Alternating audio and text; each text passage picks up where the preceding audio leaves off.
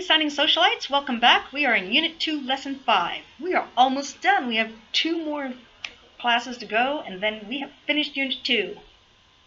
So, if Unit 5 blew your mind, don't worry, we have this video. And if you didn't go to Unit 5, this video will blow your mind. So, for Unit 5, we learned a lot of verbs and a lot of prepositions. However, ASL does not nearly have as many prepositions as the English language does. And trust me, because in 7th grade, I had to memorize them all. So, onward to verbs. First verb we have is understand. Take your finger like this, go up and down, understand. Or you can say, I don't understand. And then think, very similar, except straight finger, and tap your forehead. Think. I think, therefore I am. And then know, take as in to know something. Take your open hand like this and, yes, I know that. I know sign language, or I know Spanish, carry on. Or if you don't know something, you take it and throw it away. I don't know. So, understand, don't understand, think, know, I don't know. So, if you don't know something, probably want to search around to find the answer. So you have a C, and it's like you're telescoping to look for something, but you just do one, so search. And if you search for something, you will find it. Take an open hand, up into an F. I found it.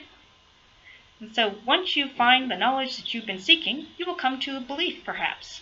And so you take think and marriage. And you're literally saying, I'm married to my thought, belief. And once you believe something, you decide to do something about it, and you promise. And so you tap your mouth and sign enough, and it's like, what I say is enough. So I promise. So belief and promise. So after you promise to do something. Take your fingers like this, and this is do. Now the opposite of do is don't. Take an A like that. Don't. Got this sign a lot from my grandmother for some odd reason. And then if you decide to do something, you discover you can. Take 2 S's like yes, and say just straight down, yes we can. Can. And if you can't, take 2 index fingers and slash through one of them. Can't. So do, don't, can, can't. So last few things we have is speak. Take your fingers like this into a forward circle. And this is the same, as you know, for a hearing person. It's also the same for speak, talk, say. Speak. And then live, you can take 2 L's or 2 1s and just go up through the body because everything is working, so you're alive. Live. And the same for, where do you live? Or you can say, I'm alive. So, just kidding. And then if you're alive and you're doing things, you discover you need help. Take thumbs up, just place it here, help. Now you can put it to someone and say, can I help you? Or you can say, help me. And you have said in one sign a full sentence. Help you, help me. So on to more exciting signs. You can walk somewhere, you can run somewhere, or you can just stand. Take 2 legs on the surface, stand. Or if you don't want to just stand, you can jump. Jump. So stand and jump. If you really want to be exciting, you might want to climb up something. Take 2 like this and just like you're climbing up a wall because it's exciting. Or you've been driven so crazy you're climbing up a wall. Who knows? So, but after all this action, you discover you're a little sweaty and you need to clean. So take a hand like this and it's like nice, but you just do nice over and over, and so that's the sign for clean. So on to more verbs. We have on, turn on something, begin something, start. So you have an open hand with an index finger and go back to front. So begin, start, turn on. And then after a while you might need to stop or turn it off. So open hand, and just like a movie director, stop. So stop, turn off. Now if you have stuff, you might want to share it. So open hand like this, and another open hand resting on top, just rock in between, and you're sharing because you care. And to say care, you take 2 K's and just right on top of each other. Care. And this is, you can say take care or I care. Same sign. And because we care, we want to win. So take your open hand like this, another hand, and it's like you're seizing the moment. So win, win. If you don't win, maybe you lose. So take a hand like this, and it falls. So this is a sign for lose, fail, or fall. All the same. But if you didn't lose, and we want to be happy about this, you want to be successful. So take your index fingers out from your head, and this is successful, succeed, finally, we are going to class. So, and those are all the verbs. On to prepositions. First preposition is above and below. You can take your hand like this, and you go above or below. You can go way above or way below. And if you're beside something, just take two hands like this and go back and forth or back and forth. It's beside me or beside me. And then if it's not beside, maybe it's around. Lock one finger in place, take the other number one, and go around it, literally around it. And so around. Or it's in between. Take two hands like this and then point between or in between. And then if you want to put something in a box, open hand like this and put in the cup. In. And then we decide, no, we need it after all, so take it out. So in, out. And then there's on and off. So on, off. Now be careful. This sign is for, on is for physically placing something on something. On.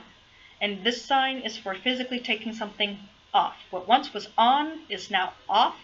If you want to turn on something, this is a sign. If you want to turn off something, this is a sign. They are not interchangeable like they are in the English language. So, the last group of prepositions is about. Take a hand like this, an index finger, and circle around it. About. So you can say, what is this about? And then you have to and from.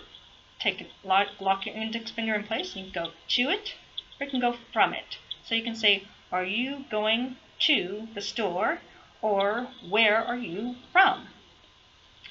And the last preposition is for. Just take an index finger from the head and point out. So is this for you, or is this for me?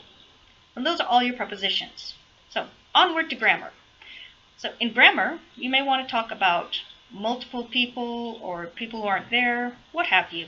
And so if we want to say the boy is going to school and the girl is going to the store, and then the boy is going home and the girl is also, you can sign boy, girl, boy, girl, boy, girl.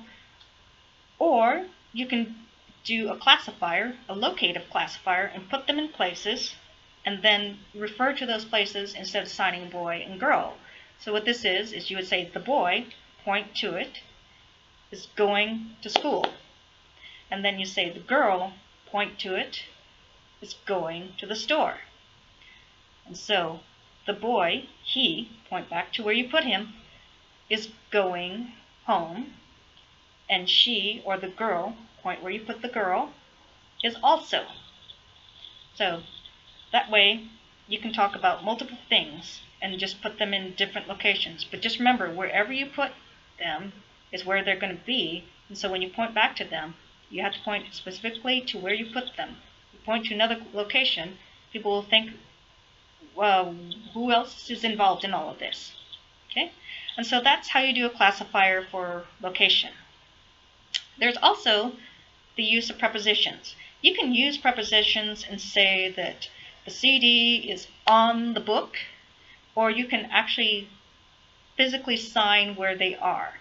And you can say that the boy is sitting next to the girl. But you can do the boy, sit, girl, sit, right next to. And that way people understand the boy is sitting next to the girl, and in just really 4 signs, you have signed many things. That the boy is sitting next to the girl is sitting next to the boy, that they are sitting together. But either way, you can say boy, sit, girl, sit. Or you can say the boy is sitting next to the girl. Either way is fine. But the same with, like, you can say that the CD is on the book, or you can sign book and right above it CD. And so You don't necessarily have to use prepositions. You can use the space around you. So, as you know, sign language is a very 3D language because it uses the space.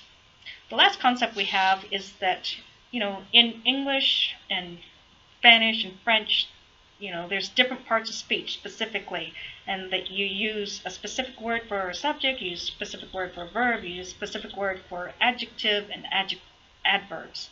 In sign language, it's a little bit more fluid. How you use the word is what the part of speech it will be. So you can say, I work, and so that way the sign for work is a verb, or I'm going to work, and that way the sign for work becomes a noun. The same thing for like good or well. I work well. It's the same sign, good. Good has become an adverb. Or I'm a good worker, and so that way good has become an adjective. So there isn't like a ending to make a certain sign an adjective or an adverb or a verb. It's just how it is used in the context that becomes the part of speech. And that's all I have for lesson 5, and as always, sign happy.